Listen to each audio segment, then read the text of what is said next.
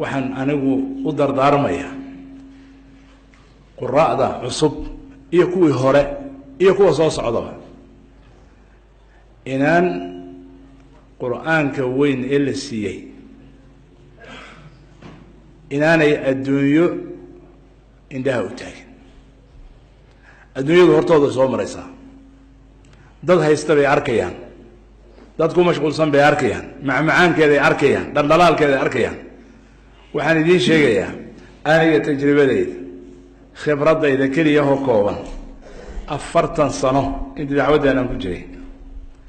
ma aanan arag qof inta qur'aanka ilaahay siiyey oo bari jiray oo bartay oo markay adduunyadii oo quruxsani soo hormartay xaggeeda aaday qur'aanka majliskiisina ka kacay oo adduunyo ku liibaanay ma aanan arkin oo ku guuleystay ma aanan arag indhaha